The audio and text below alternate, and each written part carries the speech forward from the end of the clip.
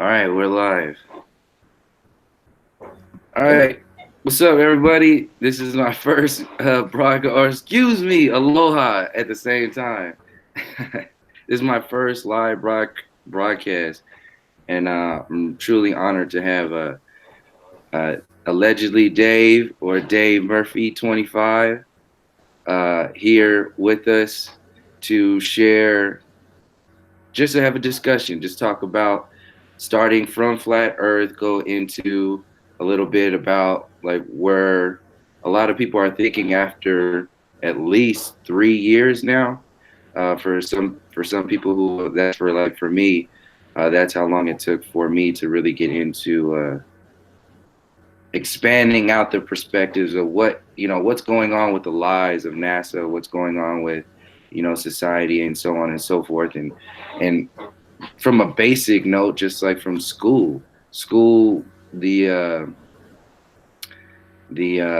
school system is designed to affect us in a certain way. So what is it that uh, it's trying to do to us? Because it's very intelligent. So we start asking questions. What does that intelligence mean? What is that intention towards us? Because it does have an effect, and it includes the very nature of the way we uh, uh, interpret this reality. So, uh, Dave, if you could just thank you for joining me. If you can introduce yourself to everybody, and I'm sure you don't need any introduction, but welcome. Well, thanks, but I've got to tell you, I don't know if you're hearing it. I don't think you are, but still hearing you echo, and it's about like 2 seconds or 3 or 4 seconds Oh, okay. after. Let me. Oh, now I am. It's okay now. No, I'm hearing me now. Oh. It's about 5 or 6 seconds late. Okay. Let's see what the chat is saying. Let me see. Oh, that's not. It must be the internet connection. I'm gonna ask the chat. Anybody in the chat, could you see if which side of which video is being choppy? Because I can see kind of right now. It is a delay. I wonder if there's anything. This is my first time doing this, so I'm trying to figure out like what I could do to make it better. Oh, you know what? I think it might be me. It's all right. It might be me. It's all right. It's done.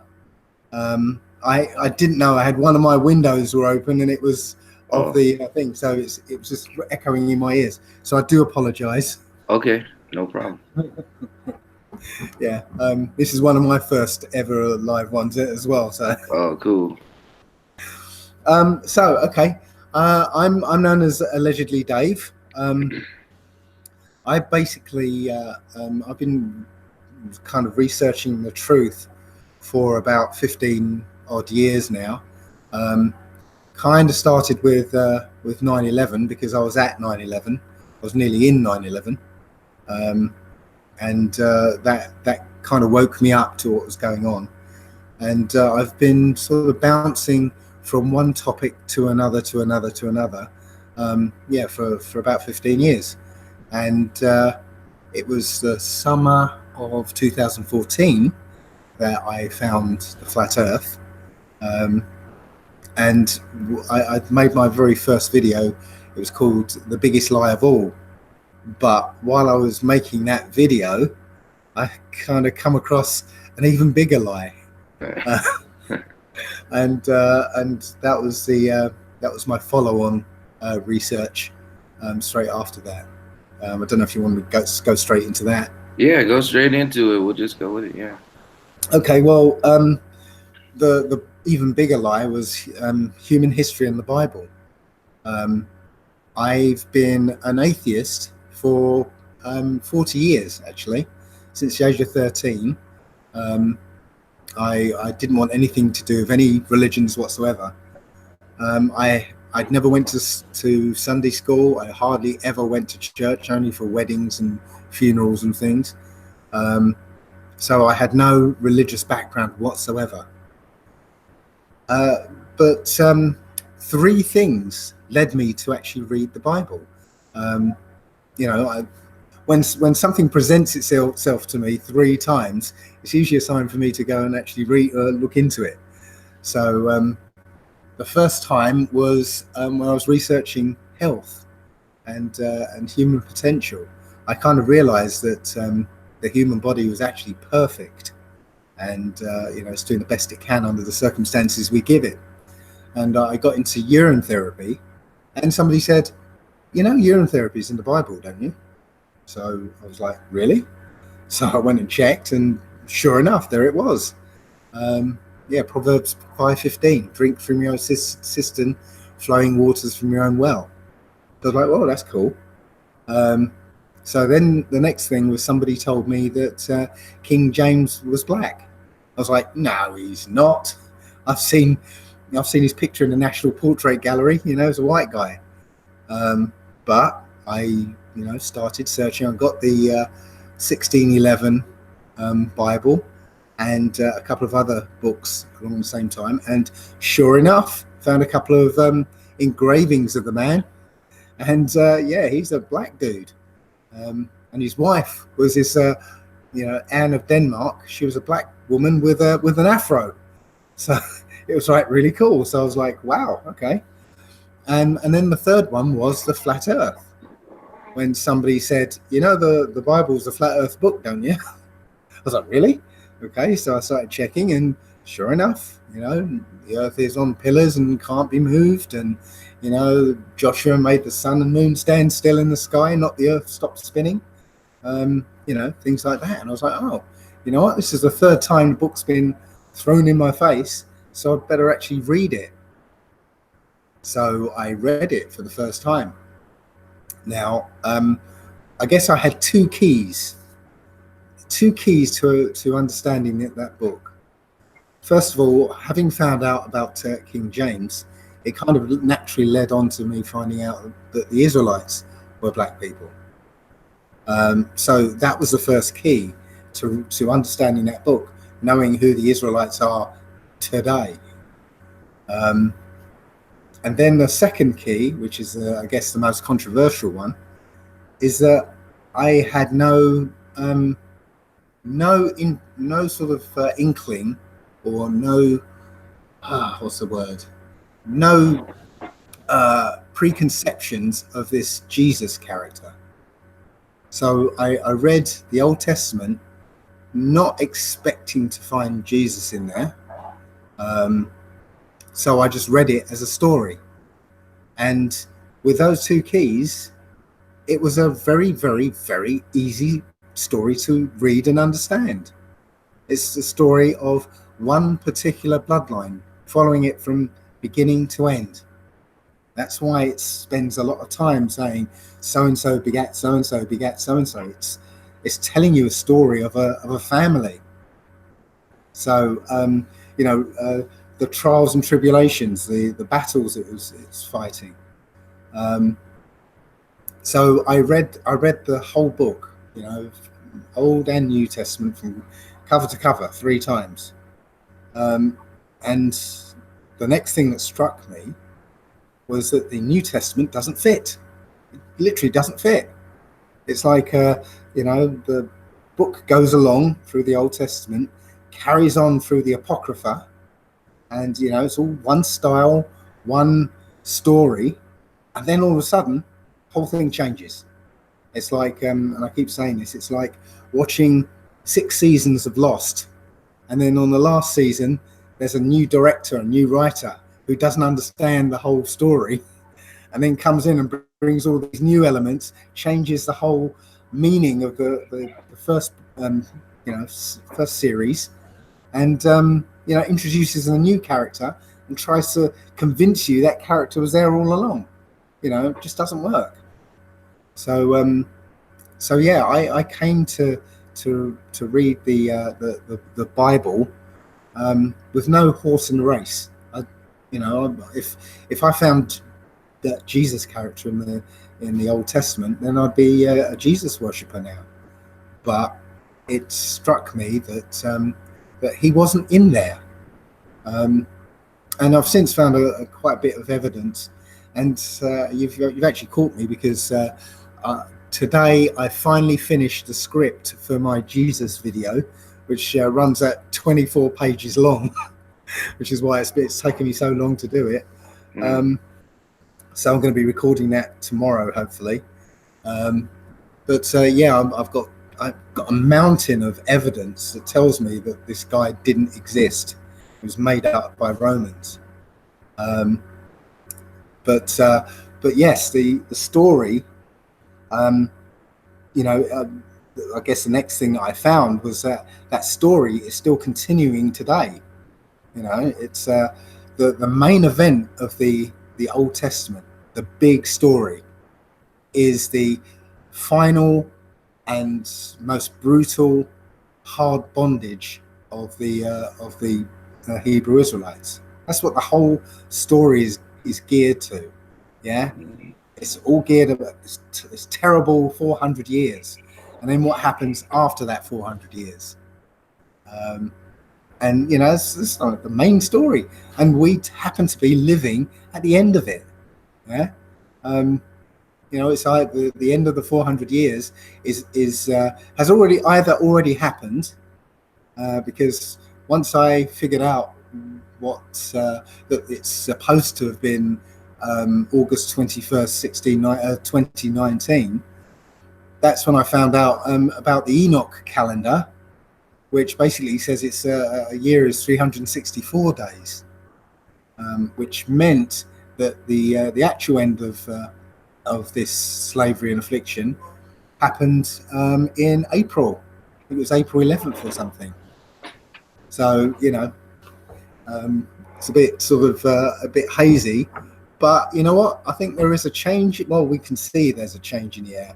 Can you see that? I mean, Definitely. things are changing. Yeah, and I wanted to ask you about that change in reference to the like our perceptions of reality, specifically time, because we're talking about like flat Earth and the sun, the moon, and how we're told that our very idea of our birthdays and that whole thing is based upon a false cosmology.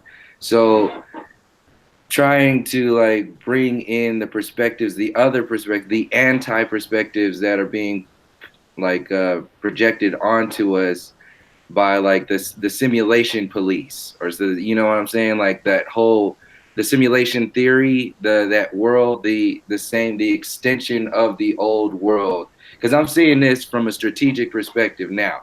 Like this is an empowering information to disassemble like mind control programs, such as like mainstream religions and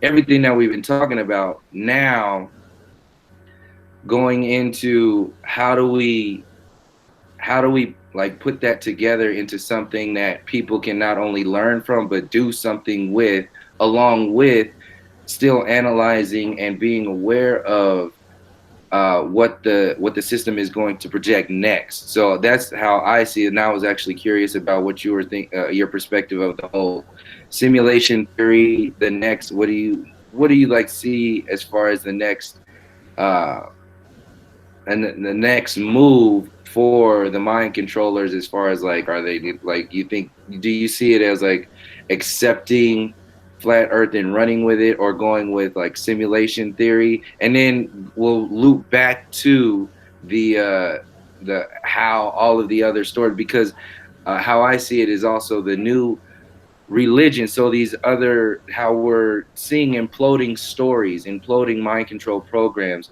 there's also an explosion of other programming that's out there, like in the new age communities with the alien agenda and the like all the stuff that's out there, that's on ancient aliens and all this other stuff, that that I see that as like another kind of language. So us talking right now, post bullshit cosmology, post lie cosmology, at least on one level, not like anything else beyond that. Just for like, all right, well, what's really going on here. So we see a lot of things that are existing, but now what the biggest thing that I get, or one of the biggest things that I get from the not heliocentric world, is um, the the concept of like not being told, being able to think for yourself and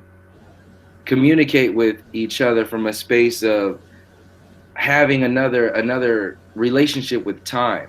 So your relationship with time is kind of like you, like how I look at my dreams differently now, knowing that I don't have these pretty much like Disney movies blocking like their projections, like Disneylands in your dreams that are blocking your projections of reality.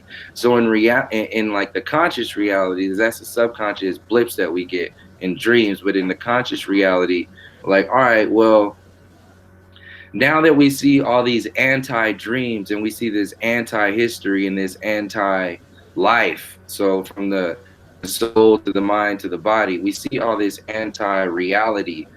Okay, we have now, how I see it, we have like two responsibilities. One is to be now more aware, consciously aware of the anti-world, the anti-life, the anti-nature, that's an intelligence that exists, and also kind of bring up, like, empower ourselves through the connections that we were talking about earlier, like kind of like disassembling the old programs that are meant to separate us, but now like reconnecting to like something that is organic to our reality. So the same way that we transition, like your transition from, I saw the video where you started your shifting your diet all the way to where you went to. I saw that was an amazing like shift, right? I've never seen anything like that before. So that's one section of reality, that, or one mode that people can tap into and start seeing the languages from a different area. So now what I usually focus on my channel is um, kind of like gathering all the information of forward progress and also being aware of the anti-progress. And now seeing like, for people, excuse me, I gotta fix this. Um, who are kind of like hitting a wall. What would you tell people that are hitting a wall in flat earth, if you know what I'm talking about? Like, they don't know what to do. They don't know what to talk about now. Like it in reference to like the human story, and really kind of like honestly, from a revolutionary perspective, truly revolution. There's already been revolutions before, and all these wars are just like the little embers of old revolutions that just never. The only one that really kicked over was in Haiti. So the Haitians, this is why Haiti is hit with so much, earthquakes and weathers. This is how I see that. So like, they're getting hit with all this that's going on. So that's why the whole magic thing. So our relationship with magic, alchemy, revolution, flat earth, and like, how do you see all that? Like, all that I just throw out there, like, where would you where would you sorry about that. I'm not sure where I'm going to start with that. I was just thinking, like, yeah, maybe, I'm sure you would know what I'm talking about as far as Well, a lot of people are hitting a wall yeah. in flat earth simply because there is a wall there, because Yeah. we're dependent on the amount of information we have to go on. None of us can actually go further than 110,000 feet in the air to have a look ourselves, or we haven't got access to equipment to to take a closer look at the moon more than a P1000. Things like that. We've got limited information to go on. So yeah, many times we're kind of regurgitating the same information over and over again. Um, the, uh, the danger that I keep seeing is that people then, because there isn't anything really new, um, people then start going into speculation, and then taking that speculation and turning it into their truth, and then sort of attacking everybody else for not believing that truth. Mm. You know, um, I've come across that a few times. Um, you know, I there's one in particular that I see getting posted up on Facebook, say, and I usually have a one word comment like a ugh, you know, and I then get attacked for it, because I don't believe the story that's being pushed. I'm trying to trying to remind everyone that it's speculation. It's this guy's Mm. speculation. Let's not get too involved in it. Until we get some more information, we can't really move in any particular direction. Um, so the best we can do is stick with the model that we find comfortable, and my view is to move on. And not to say that's not to say that everybody should move on, because in every truth you still need the foot soldiers who will go in there and keep digging and digging and digging to find out, um, the even more fundamental information. We still need the people Yeah. in looking at 9/11 and trying to see how those directed energy weapons worked, and what was really going on on ground zero. That's what we still need, those people. But for the majority, it's kind of, you learn what you need to learn, yeah, accept it into your life, and make changes as appropriate, then move on to the next thing, because there's always a next thing. um, so I'm trying to remember a lot of the things you were saying. Oh, It's a little difficult because um, there was a lot to unpack in what you were saying, and I've got a very short attention span and memory. oh, sorry. Well, another question. I'll get back to it. We'll loop back around, but I'm curious to know is like, what do you think? What do you think the moon is? um, Again, it's all speculation, but there's something that tells me, and again, yes, it's purely out of my head. Um, Whereas the sun, I believe the sun is the focus of light. So light is coming in um, from elsewhere, and it's converging at a point in our sky, and then diverging from that point, and that's what we see. Yeah. Mm. I believe the moon is similar, but this might sound crazy, but I think what we see of the moon is actually the dome, is actually the firmament, somehow projecting as another focus of light. Does that make any sense? So Yeah, there's only one firmament, yeah, and somehow we're looking at that firmament through the moon. yeah, kind of like a nightlight for a little baby. Yeah, Right. kind of. So it's literally the whole firmament, which is So we're seeing it as a let's say a convex, convex shape, but really it's a concave shape. It's the actual the whole firmament.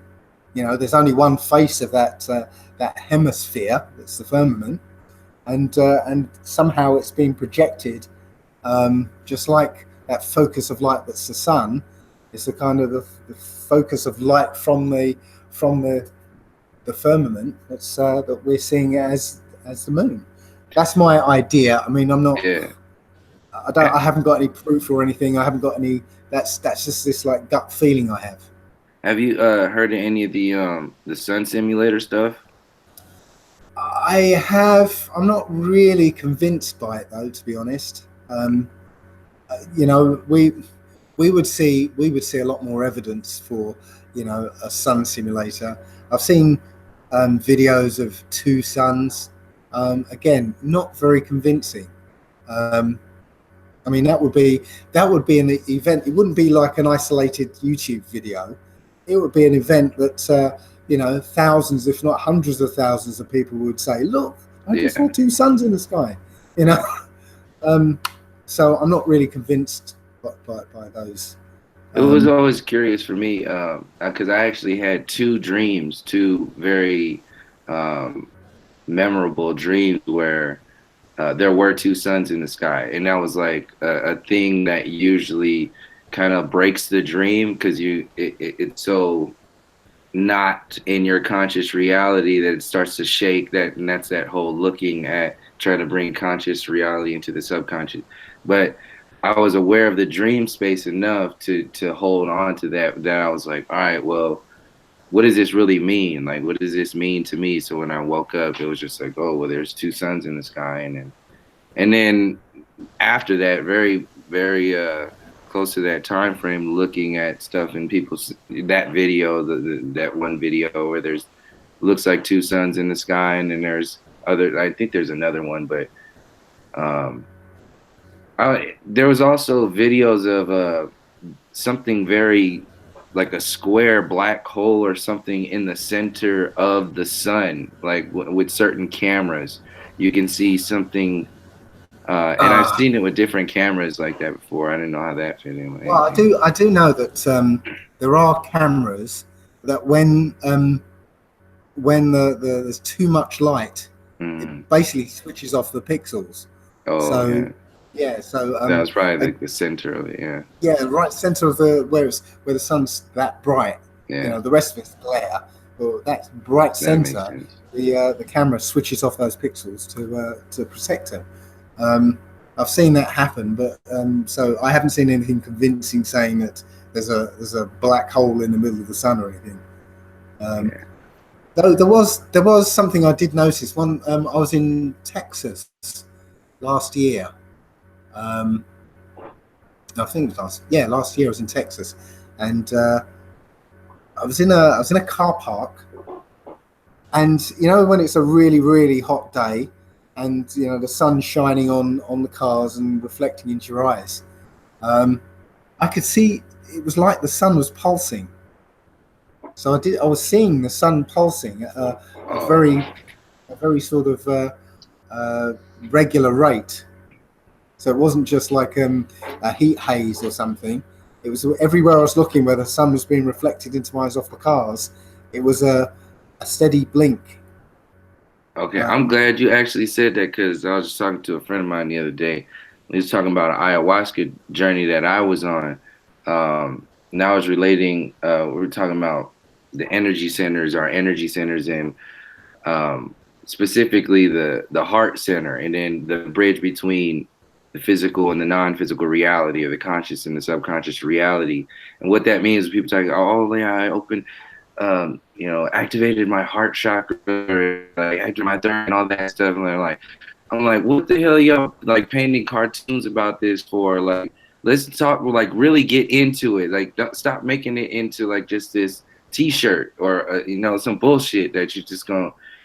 So anyway, back to what it originally was talking about was the when I was on the ayahuasca trip. It was right in that in the peak moment to where because you're still very lucid or very conscious at the same time as having the potential of going deep into wherever she takes you. I say ayahuasca, that space takes you, or whatever that energy takes you to, or wherever you go.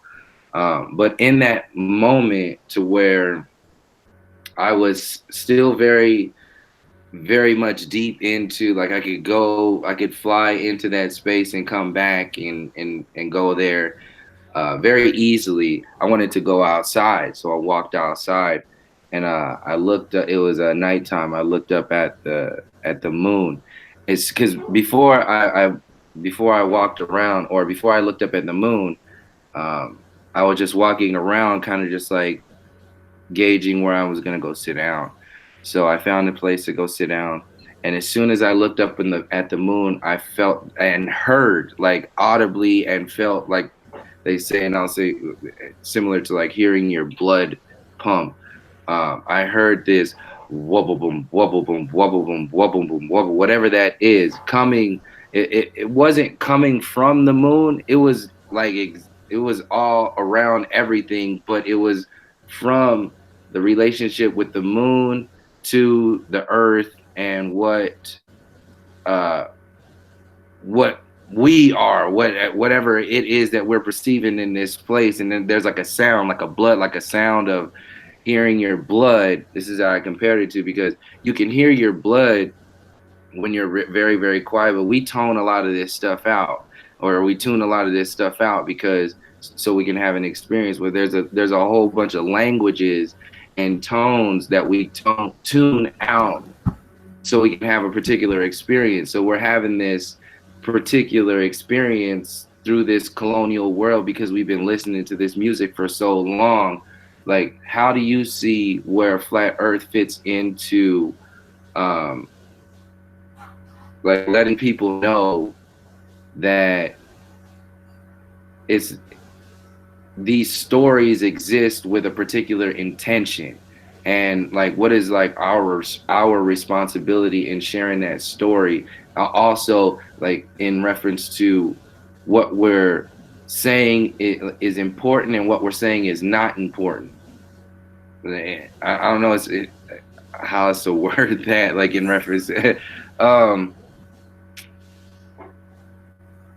specifically like information about like the human storyline, like through time. So we're talking about the Bible. You're talking about mind control programs, history, literal, like in people's worlds, gods. Like, okay, like little g gods. How's that relate to the Most High? And we're talking about angels and all this other stuff. So all of these are ways that we can perceive reality, but they're also can be used and flipped to work against us. So we're doing both things at the same time, flipping stuff on and flipping stuff off. Right. How does flat earth fit in that with the human story? Well, the point is that we're in the time of the apocalypse. Yeah, this this time, and I think it actually started in 2012. Just like we were all expecting some big event. I think the big event did happen, but it was so subtle that everyone missed it. You know that that there was a sudden shift in awareness of things. Um, you know, 2012 and happened, and like a couple of years later, flat Earth exploded onto the scene. You know, I don't think it's a coincidence. Yeah. So what happened in 2012? Like specifically, what do you interpret happening in 2012? I think what happened in 2012 is that um, there was a shift in awareness. There was prior to 9/11, we lived in a world of innocence. Yeah, there were, you know, the control system was still there doing its stuff, but for the most part, they were leaving us alone. Yeah, we were like the Eloi in the film The Time Machine. You know, the stupid children playing in the sun while the Morlocks were underneath, preying on us. Yeah, Mm-hmm. yeah, they were still preying on us back then. There were still paedophile rings, but we had no idea. They were letting us alone. We were allowed to, have a nice life. You know, kind of easy jobs to do, and yeah, life was, this might be me doing the old guy sort of, things were better in my day, but you know what, they were, things were better pre 9/11, and then 9/11 happened, and it was like the Empire Strikes Back. you know um, that's when it became oppressive. That's when life became like 1984. Slowly but surely it morphed into this totalitarian nightmare, where we've got cameras, on every tree there's a camera, in our homes there's a camera, our phones are now surveillance devices. It's become this oppressive Orwellian nightmare. Um, but I think the kind of antidote to that was 2012, where um, where it was a shift. It was a shift in consciousness and awareness that we started to become aware of a lot more things. The flat Earth was a huge one, obviously. When people realize that the controllers can lie about the shape and nature of the Earth, then anything's possible. But at the same time, we were understanding, the truth behind the medical establishment and vaccines, and it's really kicking into high gear that most people understood that there's something wrong with not only the medical system and the legal system and all. It's all of the systems that we have to, we're forced to live under. It's like we're in Disneyland. There's a fake world projected in front of us, where all the grass is all green and everything's sort of spotlessly clean, and we can sort of skip through it thinking everything's okay and everything's happening kind of just so. But as soon as we start sort of scratching the surface, the truth comes out. And that's what started to happen in 2012, I think, for I'd say not the majority, but a large proportion of humanity basically started to see that there was something wrong, and we've been living in that I'd say post 2012 world ever since. And it's like every year there's more revelations that are coming up. As I said, the flat Earth was a big one, but I said I'm seeing new ones now. Personally, I discovered the W. The W. The W, yes. Right. That sounds silly, but I'm using it as an example that the letter W has been there all my life. I've never given it a second thought. But this new information came in and showed me what a W is. Yeah. When Barack Obama says yes we can, you reverse it and it says thank you Satan. Now I was listening to that and thinking, how did they get the U sound in thank you Satan, yeah, in yes we can? There's no U sound in yes we can, right? Mm-hmm. So and this was about the same time I was pondering the vav, so-called vav sound in the Yiddish Hebrew and its equivalent in Paleo Hebrew. So I'm there pondering how did you get the oo sound in yes we can? And then I realized it's the W. Yeah, we in English we concentrate on the w part. Yeah, but there's another part to it that we forget. It's in order to say w, you have to say oo first. Yeah. Yeah. So in French, they have the word for yes is we. Yeah. So for us it's WEE, right? But for them it's O U I. Yeah. Ooh-wee. Ooh-wee. Yeah. So that sound oo, what is that? That's a long U sound or a double U. Yeah. And so I know that's a silly example, but I'm saying it's like I think we're in a time where you can ask questions.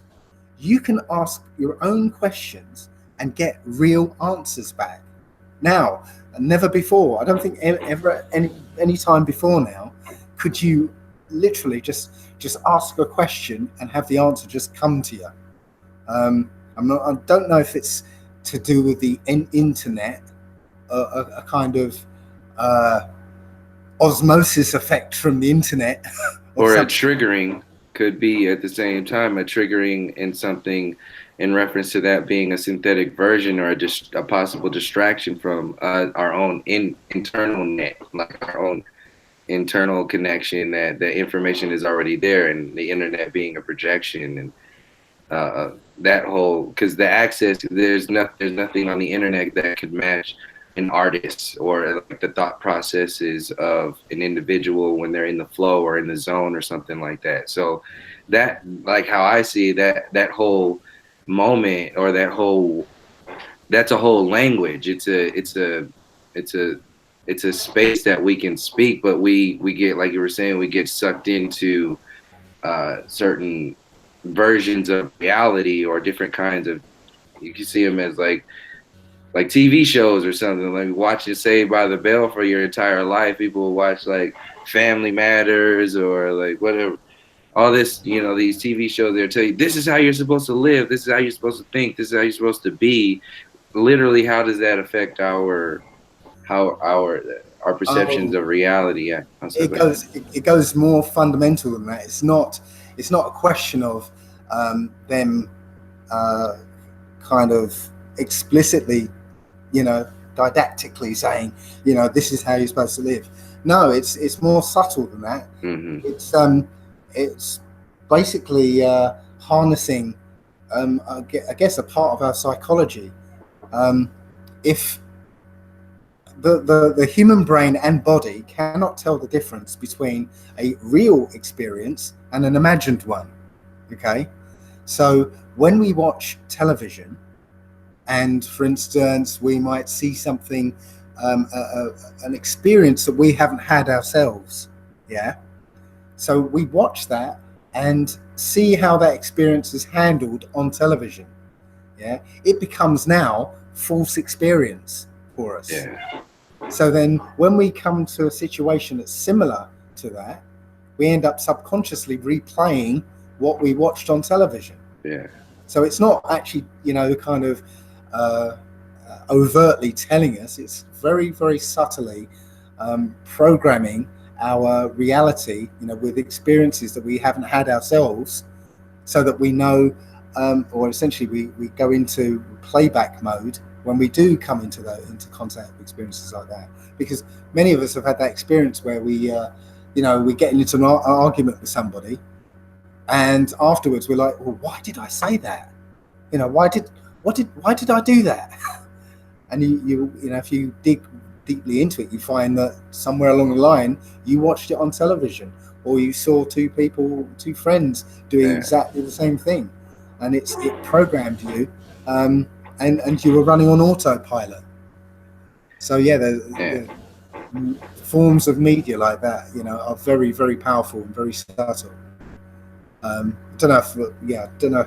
You asked a question, but I think I just latched on to that bit that you Yeah, said. no, we bounce it around. That's how my brain think goes anyway. I was gonna jump straight into another one. Now I lost it. Oh, just, how do you see the flat Earth fitting in with the New World Order and the New Age community? Specifically, like, what's your take on the New Age community? Like, what do you think that is, and how do you Uh, see that, the New Age community is including like just the alien agenda and all that stuff too? Sorry to cut you off. yeah. The New Age community is just another religion. Literally, that's all it is. It's another religion. It's not really New Age. It's Old Age. It's the same old, old gods from way back. Um, the same old attitudes from way back. Eastern mysticism, um, but it's also tied into how the elite function. Their rituals and their practices. Um, so yeah, I was sucked into the new age, because one of the things it does, it focuses you on irrelevancies like the pineal gland. It's a pineal, it's a gland in the body, yeah, and saying it's your third eye. Well, okay, what does that really mean? What does having your third eye open? What does that really mean? Does if it's something to do with being able to see on a higher level, a higher plane of existence, or being in touch with your higher self, well, that's bullshit. We're here, we're here down here for a reason, and that reason isn't to get out as soon as possible. It's not to be able to connect with the player, and so that we're not actually down here. It's like a distracting you from actually living. You know, um, and that's the way I see the New Age movement and agenda. It's a religion, um, just like all the other religions. They're brands, just like Alex Jones is a brand, and David Icke is a brand, and Russell, what's his name? Brand. Russell Brand. Russell Brand. It was so obvious. It was Yes. there. But you see what I'm saying? It's like Yeah. Alex Jones is there to capture the newly awakened who awaken to anger. Yeah. Yeah. David Icke is the brand to capture those who newly awaken into spirituality. Yeah. Russell Brand is there to awaken those who are newly awakened into politics, and Yeah. Rock star politics. consciousness. See, Like cool hip rock stars. Yeah, so literally there's a brand to capture everybody, and it's the same with religion. There's a religion that will appeal to aspects of your psyche and drag you into it and lead you off into realms of distraction, when the real story is here and now. So What direction do you think they're leading them to? Like, what do you think is and do you think flat Earth is a part of that too? As far as like the United Nations, that's where the New World Order stuff comes in. That's where I was asking about that. well, flat Earth, that comes under the same question as is flat Earth a psyop? Well, it's not, because anyone who's in the flat Earth and who really is in it knows it's not a psyop, because Yeah. the point is that it's not something that people are pushing onto you. Yeah, it itself is not a psyop, but I'm sorry to cut you off, but it itself is not a psyop, but it can be used later on as a psychological operation. That's what I'm saying. That's how I see it in reference to that. So, because that's a big, like, because that's how the system works. It's kind of like with celebrities. They put like 100 of them out there. 20 of them get hip on the Disney Channel. They grow up. 5 of them get hip, when they're older. 2 of them are like big stars, but they're really selling a consciousness. They're selling an identity. They're selling a reality to people. So the same thing can happen with flat Earth as a person. The flat Earth person. You see what I'm saying? It's still Disney Channel right now. It's like, look at this. This is wonderful. And then what's going to happen when it goes into Saved by the Bell and then goes into the high school and into the university system? Because it's not just going to disappear. It's not just going to go away. And that intelligence is not going to allow that to just linger out there. And that's how I see it. Go ahead. Sorry. Well, the way I see it is, in every aspect of the truth, the system has to come in and derail it, diffuse it. So just like all the others, they try and turn it into a movement. They try and turn people into a group, into groupthink, and then they put up their leaders. They put their people in, and looking at the history of the flat Earth, as it were, the resurgence of it, there have been a few people that I personally think, I'm not going to name names or anything, but there are a few people that have been pushed in there to become the figureheads for the flat Earth. Yeah. And that, again, that's dangerous thinking. Once you get sucked into a movement, well, that movement will have leaders, and then those leaders will lead you back into the system. Yeah. And that's what's been happening.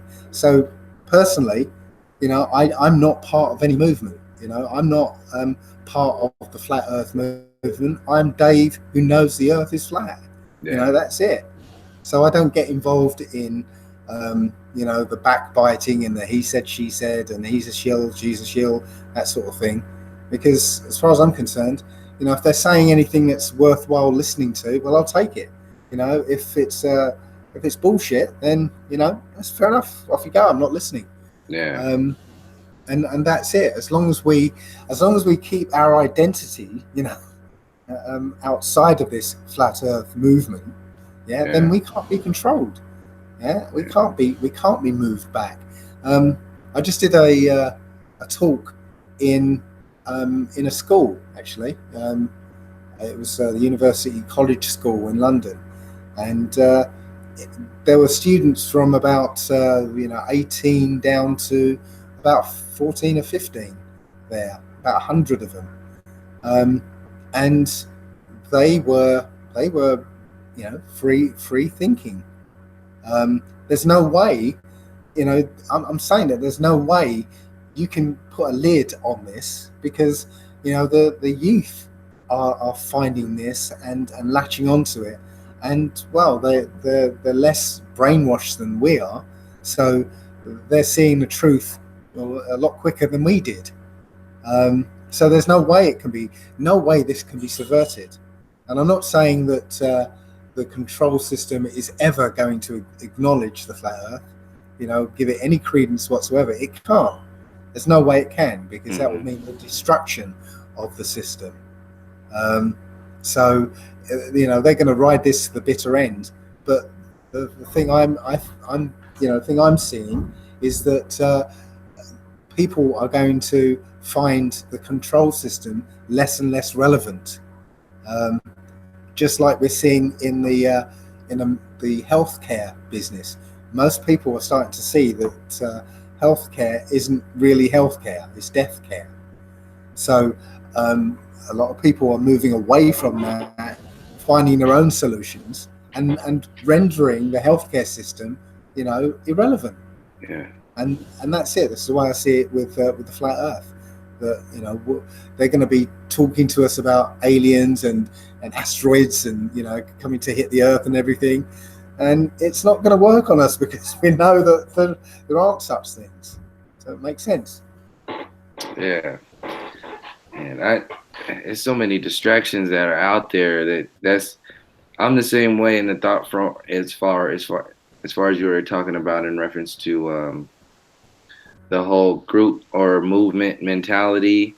Uh, the last time I even felt like close to anything like that was the same thing that happened to me when I went through the New Age community and was just like, what the hell is going on here? Like this, it didn't feel real. Like growing up in Oakland, where it's known for a lot of real people, like real connections from all over the world, but there's a definite language and a relationship that the people have, not only specifically in Oakland, but also the Bay Area, that is very known. Like you can feel it. So I think that we're lacking a lot of this in real in like our everyday reality, because we're in the 9 to 5s and all our resources are lacking, and this is kind of being utilized as a psychological mechanism to like divert a lot of the things that are like natural to us that we're opening up to, like you were saying, after 2012. Diverting that energy, the internet, and these psychological operations, in including from my perspective, the use of flat Earth as a psychological operation from the intelligence that's using all the other psychological operations. Right now, even having celebrities, speak on this stuff, um, like coming from the perspective of some of the revolutionary thoughts from people who are thinking for themselves before, kind of like in the Black Panther time frame, where there's a different story that was being told from the Black Panthers on in the community on the streets, the Black Panthers that were televised and the Black Panthers that are in the history books now. So there's the story of the people who were the majority of the Black Panthers being women that were feeding the children and educating the children about what they were talking about. That reference in reference to kind of like how there's like flat earth people, or people were talking about the not globe, and then the orchestrated versions later on. So like the orchestrated version of the civil rights act being sold to us as like a concession. How do you see the relationship that people are going to have who are so-called like free thinkers now, and including the information of flat, or what you're talking about, like your new video tomorrow? How do you see that fitting in in like everyday reality in the next like 2 or 3 years, based upon like what's already happened over these last 3 years? Okay. Well, I think we're going to be overtaken by events anyway. Yeah. There is so much happening right now. So many, let's call it biblical things happening in the world right now. It really doesn't matter how we take these things. Yeah, we're going to be overtaken by events. We're already seeing unprecedented things happening in the world, and we're going to see many more over the next. This is just my personal opinion. Over the next 6 years, we're going to be seeing some incredible things. We're going to be seeing, worse weather events. They're trying to equate these weather events to climate change. Yeah. And it makes me wonder that whether this whole climate change idea was actually created because they knew what was coming, and they want to steer our thinking away from biblical events and turn it back into mundane, people using SUVs and farting too much. So. Yeah, I think that there's things are have got a momentum of their own now, and the best we can do is hang on for dear life, because, as I said, it's going to be like a roller coaster. There are going to be some really bad times, and there's going to be some really amazing times, culminating in a very, very large and, I don't know, jaw-dropping event. Which I'm sort of scheduling, 6 years from now. What are some of the amazing things that you see coming to be? We could see the easily what's crashing. We could see like all that stuff, and we're like living examples of anybody who has a destructive thought, and then changes that thought and then moves into a more empowering thought. That's another form of like a micro scale in reference to the macro scale that we were talking about. So what are some of the things, like you were saying, the jump off points from here that on the positive side of the spectrum that you see going on? Well, some of the negative things are the positive things. Yeah. Right. Yeah. The just complete collapse of the monetary system. That's a blessing in disguise. I think the controllers have their plan, to use that event, but I don't think their plans are going to plan, really. I think these things are already written to happen, but it's not going to work out the way they hope it's going to work out. One of the events will be the gathering of the Hebrews back into, not into the land straight away, but the exodus of the Hebrews out of the countries that we've been scattered into. And we're starting to see the rumblings of that now. We're seeing colonialism start to end, and neocolonialism not have the same effect. You Mm-hmm. know, the Chinese are trying to kickstart neocolonialism, Yeah, but they're being kicked out. You that's know, and right. people are refusing their loans, and they're getting wise to it. Again, this is the same increase in consciousness, increase in awareness. It's happening there as well. You know, we've started to see how the economic hitman worked. Mm-hmm. Now they're starting to see it and understand it. You know, the people are starting to see that their leaders are the ones who are making money off these loans and leaving them in the lurch. So it's that raising in awareness that's breaking down the systems that have always worked in the past, because as the book says, there's nothing new under the sun. Yeah. These controllers have used the same tactics and techniques over and over and over and over again. They repackage them, make them look pretty and stuff, but again, they push on us the same old tricks, the same old games, and most of the time we fall for it. But that's coming to an end. So I say one of the most startling events will be the exodus of the Israelites out of all these countries. And it won't just be the Israelites. There'll be the book says the stranger will come with us. So there'll be a lot of other people who'll be leaving the countries as well. Um, How do you how do you see that story in reference to the specifically in reference to the story, the slave trade story that we've been told here, and the people, the indigenous people of here are told that we were from Africa. Like, how does that story fit in people like realizing in the Americas specifically, the darker peoples that were all across the world, but specifically for how do you see that kind of playing out when people start to realize that their relationship to the earth without having a colonial substitute, teacher in there, or a substitute sandwich or something in that reality? Well, how do you think that's going to affect the people over here? um, yeah, that's a difficult one.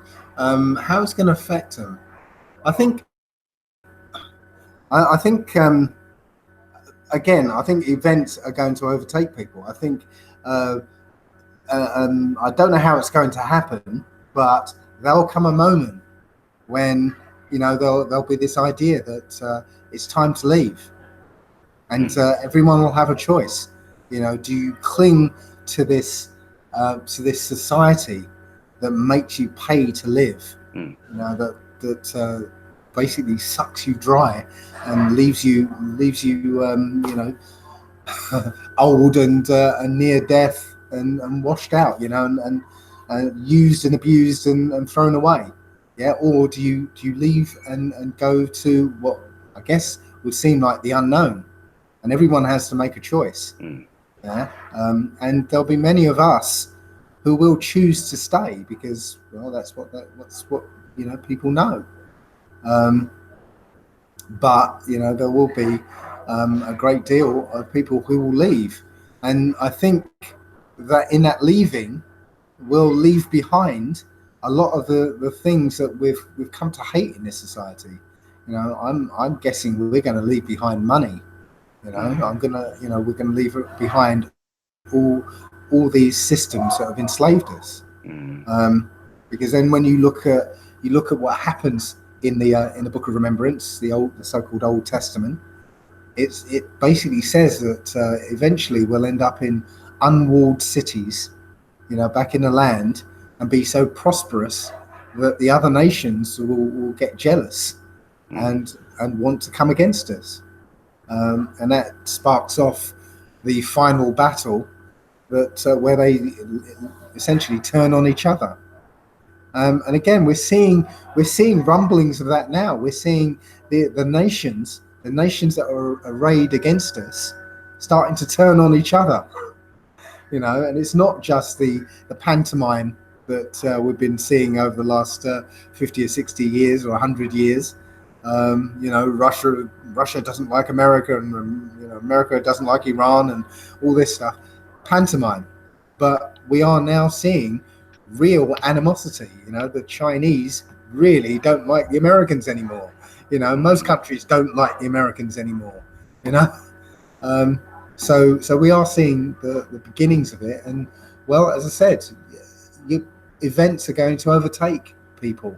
You won't have a chance to really find out how you feel about it. It'll come down to a choice. What are you going to do? Yeah. So you think there's gonna be physical movement too? Physical, like like people moving or into other cities or other countries, or beyond just the level of consciousness shifting the movie. No, it's going to be an actual exodus. Yeah. You know, Where? and we're seeing it. Well, I said we're starting to see it already. You Yeah. know, um, Ghana just recently apologized for its part in slavery, and essentially offered anybody in the from the diaspora, uh, offered them land in Ghana Mm, if you want it. Um, that's the first kind of you know inkling that there's going to be a shift from pretty much everywhere in the world, where we've been scattered, into Africa. do you think that people who are free thinkers now have a responsibility to destroy, or people who are open to that have, like, in a sense, not like formally, but have some sort of responsibility in destroying this colonial mindset and colonial world as we're building, not just destroy just to destroy, but build and to build. And just where do you see that fitting at all in like, how do you see that at all? Sorry to be like a cracked record, but or a skipping CD, but again, events are going to overtake. It doesn't matter what anybody else thinks, or what the Mm, colonialists think, what the people who oppose colonialism think. It's disappearing, no matter mm, what anybody thinks or does. It's not standing anymore. The mm, consciousness of the people who have been under colonialism has changed. They're no longer content with just being victims of it. mm, You know, the power of the colonialists is waning. The population of the colonialists is waning. You know, the population of the people is growing. So there's a physical shift in the balance of power. mm, You know, just by sheer numbers.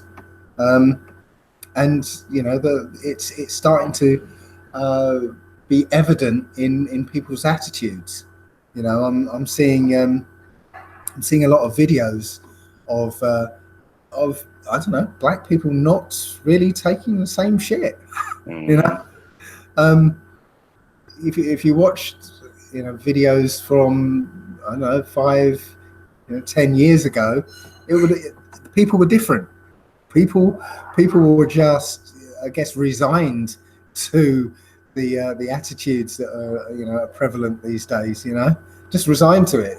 Oh well, that's just what we got to bear. But now there's a change. It's like, no, I ain't putting up with this. And we're seeing it with the barbecue Beckys and all the all these characters, which there's it's not like there's been a change in the frequency of such things. Yeah, mm, it's always happened, but now there's a change in our attitude towards it. mm. It's we're highlighting it, we're showing these people up, we're standing up against it and saying, look what's going on. Yeah. Do um you think so-called white people have a responsibility to say or speak on that, or say anything about its existence? Like, like now because now, like you're saying, like, and it's happening. Yeah, we're saying and standing up against it and speaking out against it, but at the same time, there's this whole world of privilege and accepting and kind of like staying silent, which is taking the same position as the aggressor in that position. So, like, do you see? How do you see? do you see like so-called white people having a responsibility or having just to say anything about it, just to mention it at all in reference to, because how I see it, that mind control program is as or in the same ballpark, at the same category, in the same family, definitely, as the mind control program of heliocentrism. So now people calling themselves truthers and talking in whatever kind of label they want to class of conspiracy theorists, and people like Alex Jones, like they don't talk about, you know, the stuff that they start their timeline at, like, for example, he's a good example, like 1776. He's a superhero of 1776. So like other people create superheroes out of their reality based upon other timelines that they have created for their own comfort, for their own growth, and their own like beginnings or whatever. So, and I kind of lost my train of thought in right there, but what was I saying? What was I talking? They're laughing. Well, you know, That was a good break. You cover so much, you know. I know. It's like there was a point there. I was gonna bring it back. It's, damn it. Yeah, it'll come back to me. But oh yeah, white people, so-called white people, in their relationship of, all right, like yeah, we have a responsibility of talking to, and saying something about it, but at the same time, this has been a mind control program that has been, you know, benefiting generations of your people. And then people say, and this is another part of the discussion too, about like the part of the new age discussion too, is like we're all human, none of that stuff matters anymore. And I take the total polar opposite of that and being like, no, these are still mind control programs that exist the same way heliocentrism exists, has the same intention in some kind of way, which is dominance over the masses. And there's a lot of personal tentacles that are involved in that discussion, that specifically that people are not only saying that don't matter, don't exist, so they're totally downplaying everything, but at the same time, they don't have to deal with a lot of the shit that we deal with across the earth, based upon a lot of even the Jesus programming that you were talking about. People like people starting just as Alex Jones, his Jesus is 1776. Like you have the psychological, fair-skinned Jesus psychology that starts, you know, so many generations back, that exists inside people's relationship to their spirit and their soul today. So these are all different. I'm just laying out different categories of so-called truth that people call themselves truthers by, and then you have alien agenda truthers and all this other stuff.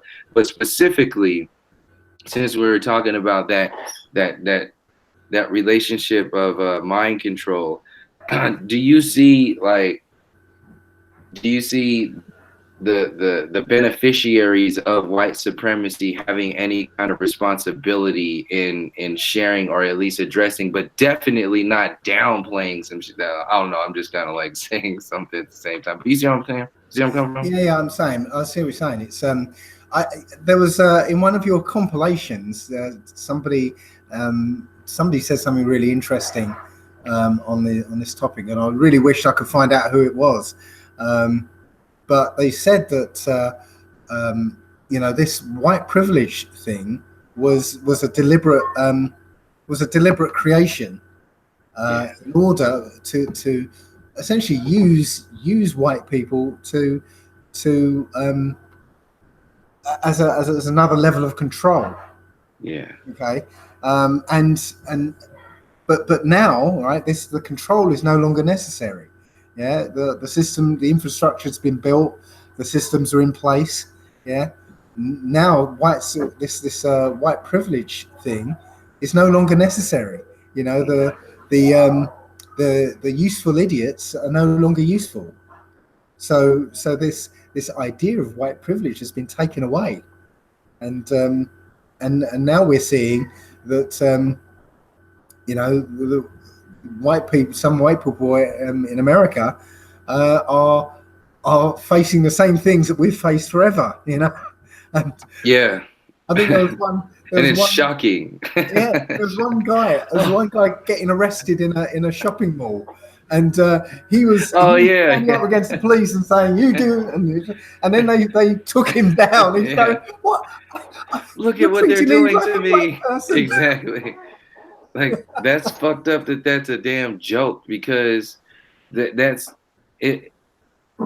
They're not talking about that. Like they it's a that's a whole part of their reality that is being kind of that was like an extension of something that is usually you don't see it exists inside of a person. So in that moment it was a good kind of like blossoming of this is exactly what we're talking about, and he voiced it. Yes, but we've seen a lot of that lately. Yeah. You know, like that woman who was stopped by the police, and she was saying, "No, I'm too scared to move my hands," and the cop saying, "No, no, don't worry. You know, we only shoot black people." You know, Hmm. we're seeing it coming out. Um, the and I'm losing my train of thought now. we're, we're seeing it come out now, and it's another one of the systems that's being dismantled. Yeah. Um, and so we're seeing kind of uh, just as we're getting the fear of the escalation of this this kind of racial violence against us. Yeah, we're seeing it more and more. You know, uh, police officers coming into your house and shooting you in your own house, and then lying about it so obviously that, and then more than likely just getting away with it. You know, we're seeing the escalation in that kind of behaviour. People, black people getting shot in the street, and obviously the policeman who murdered him, is obviously doing the right thing. So he's following proper procedure. We're seeing an escalation in that, but at the same time, we're seeing almost a rise in the panic of white people, realizing that their privilege doesn't exclude them from it either. Yeah. So yes, again, there's not much anybody can do about this. We're on a runaway train. Yeah. Yeah, That's a good. events. Yeah. Yeah, events are taking over. We're on a runaway train. We just have to hang on, and that's not just us. We've been hanging on for 400 years. Um, you know, there's a reason why in America the suicide rate amongst white people has skyrocketed. Yeah, Hmm. um, and it's because we've been experiencing all this stuff for years and years, but it's a new one on a certain demographic of people, and they don't know how to handle it. They can't handle it. Yeah. So yes, it's we're on a runaway train, and there's nothing anyone can do about it. That's why I'm saying it's the only thing left is divine intervention, and you know what, boy, it's coming. Yeah. So on this runaway train, um, do you think what would we like what's our responsibility? Do we have a responsibility to teach what do we teach the children? Like what would you want to share with future generations now starting from this point now? Well, what I want to share with everybody is that um, this world has been mapped out. Yeah, this world is a created place. That's a lesson from the flat Earth. Yeah, this is a created place. There is a creator, and he's given us rules to live by here, rules that we have to follow. And we've been ignoring it for 500 odd years. And we've been put into these societies that make us believe that that stuff doesn't matter. It's but we're starting to realize that what, this book that's been with us for the whole of human history, that details the instructions that we've been given to live here, well, that's valid. It's real. And you know what? If you don't get right with the Most High, if you don't start following those rules, the house rules, then expect to be evicted. You're talking Uh, about the Bible? You said in the Bible, I'm talking about the Old Testament. the Old Testament specifically. Okay. Yes, So, because what we're seeing in the world is Old Testament prophecy. mm, Nothing to do with the New Testament. The New Testament is what the control system want to try and bring about. Yeah, we're seeing Old Testament prophecy coming about in the world right now, and even uh, the camps, the controlled opposition Hebrew Israelite camps. They're making videos, about everything that's going on. They can't ignore everything that's going on, and they're going through scriptures to try and explain it, and they're relying heavily on the Old Testament. mm, Every now and again, they'll try and shoehorn the Jesus character in there, but he doesn't fit. There's nothing for him to do, you know. yeah, Um, in the Old Testament, salvation is very, very well defined. Salvation is, being saved from captivity, from the 400 years of captivity. Being redeemed out of the lands. Yeah, that's salvation. When you go into the New Testament, it's you ask a Christian what's salvation, and what salvation from what, and they'll say, oh, sin or judgment or from death or from whatever. Yeah, they don't know. It's kind of airy fairy, vague salvation from something. Um, but as I said, in the Old Testament, it's very well defined, and it's underway right now. Yeah. yeah, So I'm saying even those controlled opposition camps were designed to lead people back into Christianity, albeit a, a Hebrew a Hebrew flavor of Christianity. Um, but it's even they're trying very hard to try and fit their idol into the story. Um, so again, I talk too much and I can't. no, I that's lose cool. my thread. In reference to that, what do you see I can see the relationship that you see the New Testament to the Old Testament very generally from my end. But what do you think the relationship is that the Old Testament has and the Old Testament prophecies have in relation to like Hopi prophecy or indigenous prophecies that largely a lot of them weren't even in or around the Old Testament to kind of time frames. Like, how do you see those two things? Because a lot of the Hopi prophecies are also and many of the other prophecies are also coming into fruition right now. So, um, what do you see the relationship that book and those prophecies have to like the people who were never even entertaining that book or those prophecies, but Well, still have the same kind of outlooks on what's going on? I haven't looked into the Hopi and their prophecies really, to be honest. My focus has been more Europe and Britain, but that side of it. Mm, Um, but bearing in mind that the original Americans were us too, yeah, um, apart from the so-called Native Americans, the ones who came over the Siberian, yeah, Bering Sea, yeah, land land bridge. Um, so either if the Hopi descend from those Chinese Mongols, mm, then they brought their own prophecies along, and I don't really know very much about them. But mm, if the Hopi are descendant from our people, mm, then it's kind of like Chinese whispers. We call it Chinese whispers mm. in England. You know, I can see so that. over the generations, when they're trying to pass on this information, it gets kind of distorted.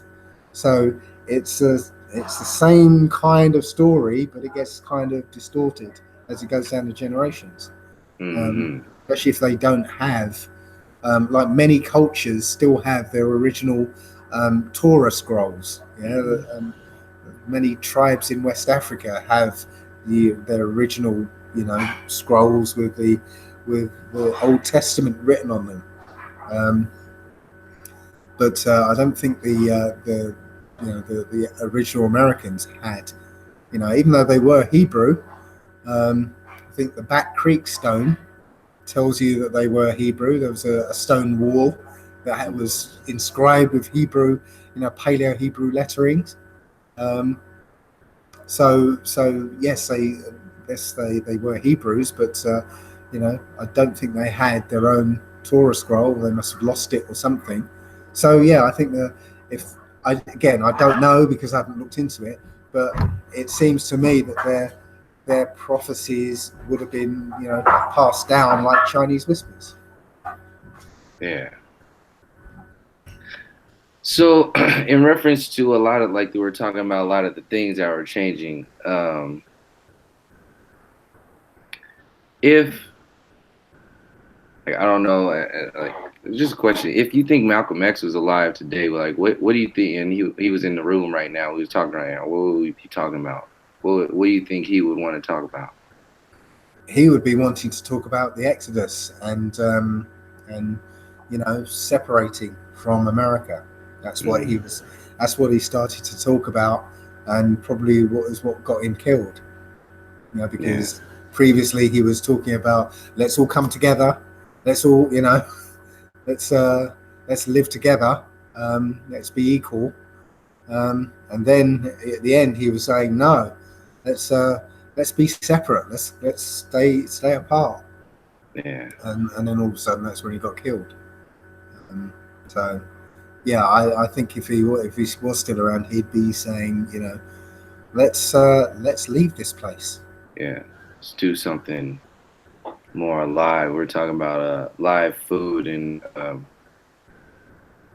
just the different looping back to time too, the same thing, and being able to tune in to certain flows, certain information streams, languages, but even the ideas that we get from, like, for on my end, when I see a lot of this, the destructive nature that's being kind of like projected onto us, like it's like a paint for me. So I see it like an artist, like I was saying, it's something that could be easily painted to explain, but also kind of empower. What are some of the things that you think or see that are also empowering in and around our relationship with, like, each other and, like, Earth, and this new realization of information, specifically with, like, the sun, the moon, and this sort of creation, but just not only yeah, sorry, go ahead. Well, one of the things I'm kind of seeing, I'm again, this is a bit of speculation. I'm seeing that the Earth is waiting for us. The Earth is like holding its breath for us to take our former position, and our former position isn't like some kind of ruler of the Earth.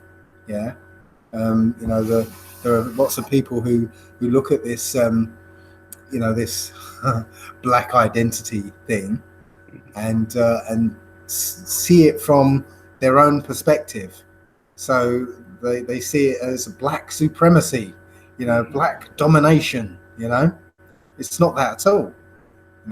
We are actually the most highest representatives on this earth. Yeah, we're not like rulers and kings, and not in that same way. This oppressive dictatorship type. Yeah, it's not based upon in comparison to. That's like saying, like, just because it was projected by a certain level of consciousness a certain way doesn't necessarily mean that everybody is like that. Kind of like our definitions of who and what humanity is. Right. I mean, black people have been portrayed as violent, and yeah, you do get the odd violent person, but we're not violent people. If we were, then probably every white person would be dead by now. Exactly. 10 because times over. That's the whole point. People don't understand. 10 times over, because this ain't no bullshit. There wasn't a whole psychology that was created when people talk about reverse racism and all that shit. Like, you don't understand what we're talking about. We're talking about an entire language, an entire psychology, an entire level of consciousness that was created to have a particular effect on a particular type of person. mm, They don't see that shit. They think it's like equal now. Like, no, that shit ain't equal. There's something that needs to be spoke. We need to talk about this. We need to like like get this disease out of our reality and not say it doesn't exist anymore. Because that's one of the things I like to really kind of like emphasize, because it's anti, people call themselves truther, it becomes like anti-truth, like you're only pro partial truth. You're not that's there's a difference there. So what the hell do you mean, I'm being divisive or this and that? Because this is one of the main things that happened in the beginning of Flat Earth on my channel. Like, when in the first year, 3 years ago, uh i I held that line of like, okay, that's cool. Flat Earth is cool, but this is a mind control program. What are the other mind control programs that exist that keep us from realizing certain things and doing certain things that aren't self-destructive? And one of them is kind of like understanding what this mind control program of at least white supremacy is. So to be told, like, to put it out there on the record, to be told like that doesn't matter, it doesn't exist, that's some serious like psychological warfare that's going on there. I'm just curious as to it's what you have to say about that. it's word magic. Yeah, Yeah, the original Americans had it right the first time when they said, white men speak with forked tongue. yeah, And again, it's the control system.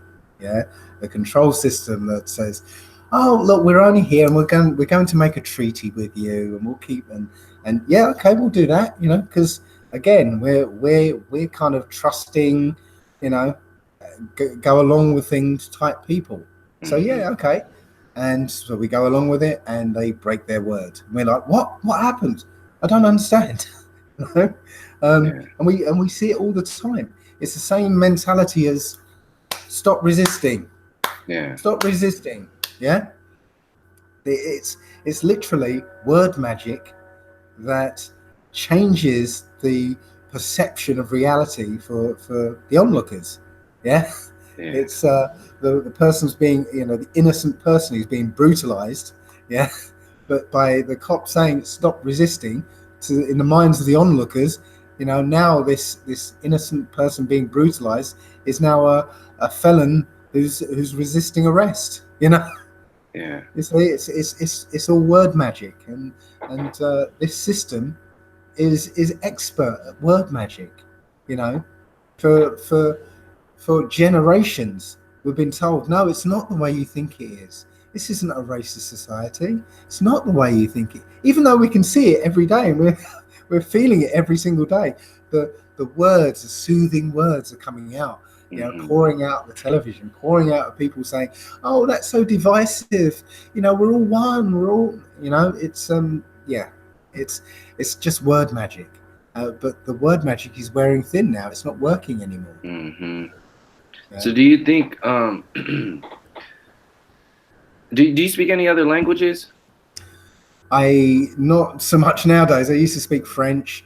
I used to speak French very well. I can't speak it very well now, but I learned a bit of Turkish. I spent some time there.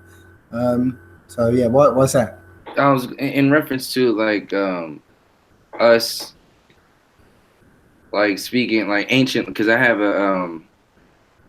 I want to learn an ancient language, just as Uh, because I know I've taken like chemistry classes in college, and I know I even taken a class, any kind of class, it like reprograms and rewires your brain, and it does something, and it also does something to the communication of being able to share something like that. So I was curious in reference to um, communication and wiring, but also um, knowledge that comes from that, along with like a like we are saying the word magic, but getting down into the language that those words are being spoken within. Do you see like language being or us speaking a different language being a part of kind of flipping or getting rid of this entire um, thing? Well, we had an original language. Yeah,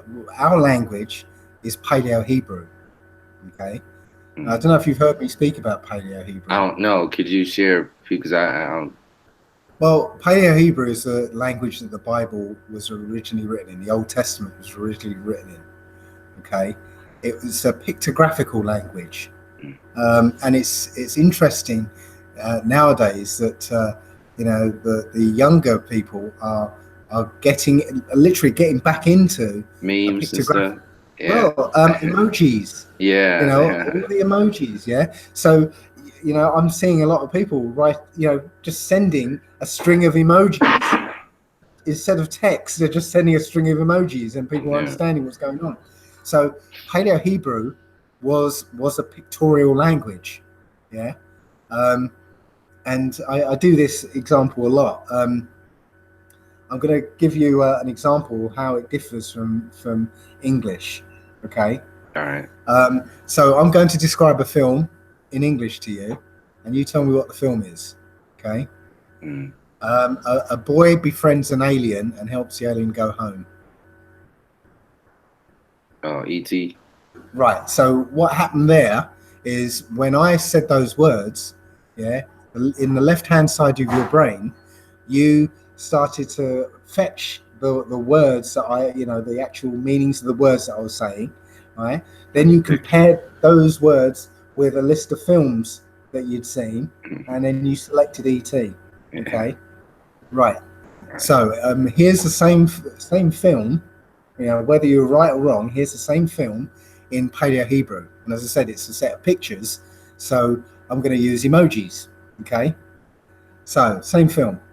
Boy's face, alien face, telephone, bicycle, moon. What's the film? Yeah. Yeah. E.T. Yeah. So it's like E.T. almost like like hieroglyphics almost. Yes, exactly. Actually, hieroglyphics came out of Paleo Hebrew. Okay. Okay, so what happened there wasn't the same process. Okay, it didn't happen in the left-hand side of your brain. You were listening to or getting those pictures in your head, Mm. yeah, and all of a sudden, ET just came out. Yeah. There wasn't a thought process that Yeah. arrived at ET. It literally came from your intuition from seeing those pictures together, Yeah. right? The point is that I could have put those pictures in any order, right, and you'd have still got it, right? So Yeah. it didn't have to be spelled out, okay? And that set of pictures can only mean ET. It can't mean any other film. Yeah. So that was the language that the Old Testament was written in. It's, So every word can only mean one thing and one thing only. Yeah. There's no allegory. There's no metaphor. Yeah. Everything means what it says. yeah. And the only confusion comes when you try and change a pictographical, concrete language like that, and you try and translate it into an abstract, symbolic language like English, because in English, all the letters are just shapes. You All lose a the lot. well, you lose everything. Yeah. All the Yeah. letters are just Everything. Yeah. shapes. All the words are just sounds. Yeah, the actual words don't mean anything. Yeah, Yeah. in Paleo Hebrew, um, every letter has about 8 different meanings. Okay, and the words that are made up of those letters are the story that those meanings tell. Yeah. Right? So, I'll give an example. The word for son, as in, offspring, male offspring, yeah, is the letter B and N. Okay? The B is a floor plan of the tent that they used to live in. And it means house, home, family, inside. Yeah? The N is a picture of a seed with a sprout. It means continuation, bloodline, family. Yeah? You know, it So, comes. comes to mind when you're saying that, sorry to cut, I'm just adding to it. The bin on top of the pyramid. As you when you started talking about, they call it the bin, the very capstone of the pyramid. So I don't know why that just came to mind. I was just as you were explaining it, I was seeing the capstone on top of a pyramid. As just wanted to share that as you're telling the story. Sorry. Okay, well, it's interesting you call it a bin ben, but yeah, so you put those two together. A son is the continuation of the family. So it's the story that those letters make that not only label something, it Mm, defines something. It gives you the role of something. Yeah, mm, it utterly, because if you take, just saying continuation of families, again, me translating it into English, but when you take all the meanings of the both of those letters, it literally describes a rich, um, I guess, a cornucopia of nuances about what a son is. mm. Yeah. Same with father, strength, leadership, guidance of the family. Yeah. That's not just a label. It's a role. It's a definition. It's a it's The a meaning of design. the deeper meaning in that communication when you speak that way, like Yeah. as a language. Yes. And the I guess the weakness of English is, I guess the analogy is, in the Inuit language, they have 50 words for snow. Okay. Hmm. In English, we have one. Yeah. So in Inuit world, those 50 words are incredibly important. You need to know if the snow is like thin ice on top, which will crack if you step on it. You need to know if it's a kind of Slushy ice or slushy ice, or so. because your life might depend on it. Hmm. So when an Englishman comes into that environment and says, "Well, yeah, it's snow," what does that mean? That's killing people right there. They just Yeah. killed everything. One of the videos just reminds me of in the compilation of um, a Native American saying that he lost his whole language and as a kid because he was forced, and you could see the grief that comes from that. So we're suffering from a lot of this grief that we don't even realize from speaking dead languages and speaking, eating, dead thoughts and dead. It's this whole anti-life world, kind of like I explained um, how the importance of recognizing that there's not only like there's not only a false history of our reality, kind of like heliocentrism in the history books in school. There's not only a false history, and this is comparable to like the race discussion too, but there's an anti-history.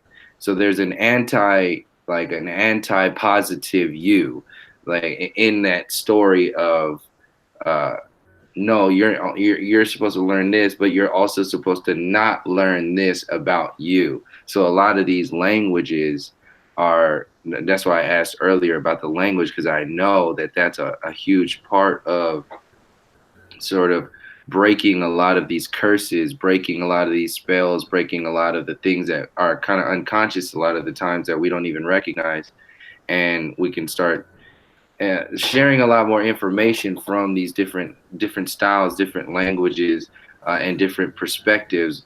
That makes it kind of like and to loop back to the flat Earth discussion, like the way flat Earth is being, and I'm just saying this just as my own side note, the way flat Earth is just explained as just like the earth is flat and that's that, like, and it's kind of like the English language of reality. That's how I see it now in reference to the potential that we have to go beyond, like, because it's not about the flat versus globe, it's more about the lie, like the lies that we've been told about this reality and about ourselves. And you said the creation factor and our relationship with something that's well beyond any of the biggest perspectives that they have out there. This is why they like kind of overcomplicate the universe of billions and billions of light years, because you're as you're sucked into that world out there of nothingness,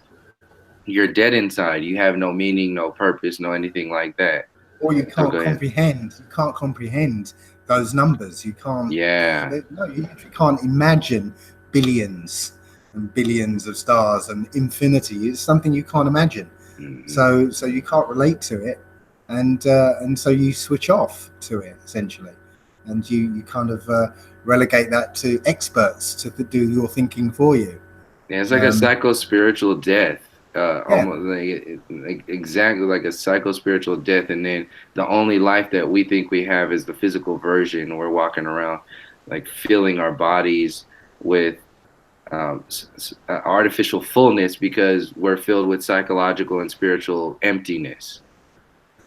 right. Well, again, I can loop back to the language thing. The reason why I was talking about the Paleo Hebrew is that we naturally think in pictures. Naturally, yeah. So Yeah. we're wired for a pictographical language. English is a manufactured language. Yeah, English isn't English; it's Anglish, which is angelish. It's the language of the fallen angels. Yeah. Um, you Now that we've been trained into thinking in words rather than pictures, um, if you can limit the number of words, you can limit how people think. And this is what this is why English is the least expressive language there is. Mm. Because if you see somebody who where English is their second language, yeah, no matter how fluent they are in English, they in a long conversation, um, especially with a countryman, both speaking English, occasionally you'll find them dropping into Spanish or dropping into Turkish or whatever, Hmm. because literally there are concepts that the English language does not cover and you Yeah. cannot cover in English. So those people are lucky because their mode of thought is more extensive than most English people, because in English you can't comprehend them, you can't express them, so you can't even think along those lines. Other people with other languages can, because their language is much more expressive. Again, just like the Inuit with 50 types of snow, yeah, they can be more nuanced in their language and express things that we simply cannot even hope to even imagine, because we just Yeah. don't have the language for it. And that's intentional. You restrict language, you restrict the power of thought. It's Um, very similar to like the heliocentric language, like how people can't even comprehend. They just start blabbering shit back when you say anything about gravity or perspective or curvature and anything. It's kind of like wow, and their language reverts back to like a child almost like, and that's the almost kind of like a psychological survival in survival response. well, yeah.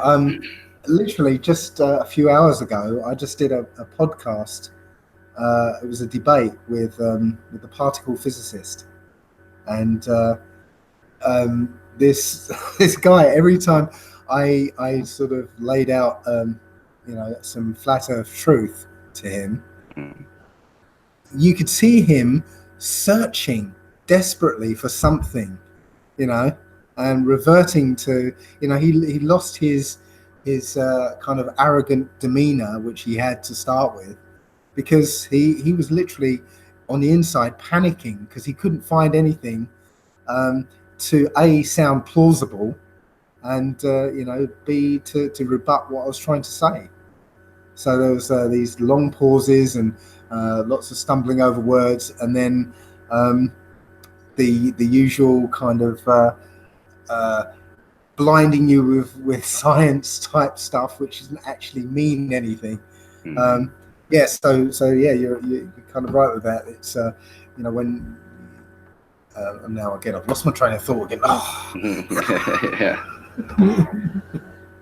I do Yeah. that a No, lot. Sorry, I get no, it's the I same really thing. get into it, and yeah. I explain it because I kind of allow it to be because it's like a natural kind of flow that happens. Some of the times when I lose my train of thought, I like sitting in that space of not having a thought to think about. Like I was in a train of thought and I lost it. That space is a good space to be to kind of like analyze time and thoughts and kind of like a little mini mini meditation in reference to like I was explaining from an acid trip that I had where I was taking mini naps. So like when your concept of time is shifted by any kind by whatever your relationship is to like your reality, things that like amplify that, like ayahuasca, acid, any kind of thing, mushrooms, your relationship with time shifts. So I was in that space and I felt kind of refreshed, not kind of, but definitely refreshed from, I'm telling you, micro moments of a nap, but even just being open to that space and going, having that rest in that moment and then coming back up. But it is very relatable to kind of like losing your train of thought. It's that same kind of, um, not emptiness, but clarity space that it's just like, all right, just shut the fuck up for a moment, like stop. And I welcome it a lot of the times, just as like a little side note, but it definitely is because it's a part of the language thing. It's a language because it's not linear, and like we were talking about before, that like paleo Hebrew, the way you explain it is it's not kind of very non-linear. So in reference to directly how English is very linear, extremely linear. It maxes out at linear, so it has no even. And this kind of definitely relates to the relationship with the um, the beating down of the feminine aspects or the balances of this reality, the magnetic in reference to the electric and the magnetic. How do you see that like relating to those relating like the how this consciousness of this all these mind controls added up? How does that relate to? How do you see that relating to our relationship with the like you said? There's a creative aspect to this reality. How does what do you see like the attack on the one side of reality, the woman, the womb man, like the that where do you see all that fitting in, and including language too? Ooh, I'm not sure I get where you're going with that one So because like we haven't talking about like the beating down of the like the feminine aspects of our reality, specifically women, and relation to nature, and how a lot of this stuff is written in our mindsets and how that affects us. Like, well, what I'm seeing is that the this bloodline that is in control of the earth mm, is not tied to a particular gender. Yeah, it's hermaphroditic in nature. Okay, um, you can see it where you can follow where this bloodline has travelled across the world, and wherever it's paused and taken over. Um, what you see is the original culture, as a natural culture. This bloodline comes in, takes over, overwhelms this culture, and then turns it.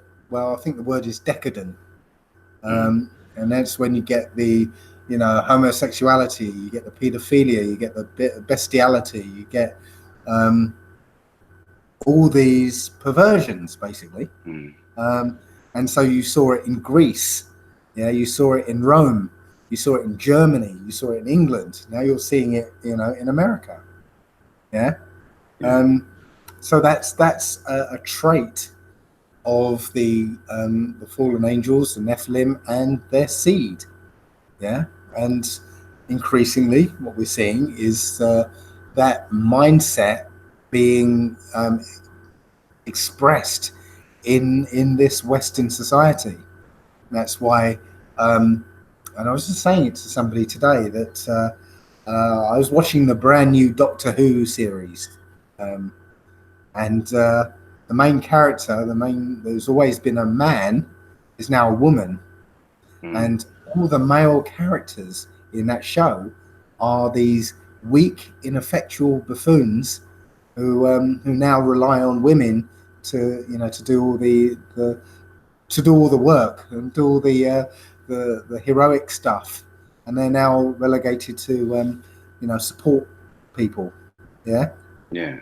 so it's a kind of role reversal. Um, Again, with television, monkey see, monkey do.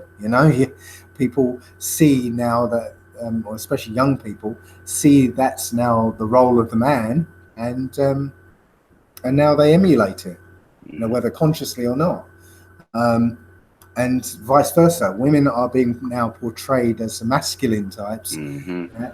And even in the workplace now, women are now more the providers, and men are finding it harder to get jobs now. So the roles have been reversed, um, and it's not to say that you know I'm trying to say women should have their place and stuff. Um, in again, if you look at the words in Paleo Hebrew, you can tell that in a family, the man has a role, right? A woman has a role, and neither of them are sort of higher than the other. Yeah, it's They're both incomparable. necessary. It's Yeah, they're both, compatible. yes, they're equal and opposite, Yeah. um, and they're both necessary, you know, to keep a family working. Without one or the other, right, the family won't work. Mm. Yeah, a man is symbolized as a line, okay, direction, guidance, leadership. Yeah, it's direction, but direction without stability is just like woof, Yeah. Yeah. Okay. Um, a woman is defined as a circle. Yeah, it means like binding. It's like keeping everything together. Mm. Yeah, enclosing everything. Yeah, but if you're just in that protection enclosing mode, literally you don't go anywhere. You stay static in that mode, in protection mode. Yeah. Yeah. What you need is both the line and the circle. And that's where you get the spiral. So you get the direction and the protection together. And it works, you know. One or the other, it doesn't work. That's why Yeah. single families on either side don't really work, because it breeds children who are um, not fully equipped for this world, and that's part of the agenda as well, just to break up this family, so you get dependent children and thus dependent adults. Yeah. Um, Codependency on the micro to the macro scale. exactly, Yeah. exactly. Yeah. It was funny you were because when you were talking about the definitions, I was gonna of the man and the woman, or the compatibility, or the relationship. The I was thinking about like what you were saying, what the Paleo Hebrew interpretation of like how many different words, like even going back into the Inuit, like you said, they have 9 different words for how snow, like what is it for mother or father or man or woman and stuff like that. Like even us like going into those languages now and cross referencing that and sharing that with people is another way of saying the same story without like explaining how linear and dead the the modern interpretations or modern communicative styles that we have are based upon an anti, like I said earlier, anti history, but an anti life. Not just bad history. It's just not a sliver of history, a 1776 painted sliver of history. There's an entire non-linear language and relationship that is being also um, like working against us with the anti versions of that. So yeah, I just see like these conversations, these topics, they can go, we can go on in any one of these topics for like hours and hours and hours.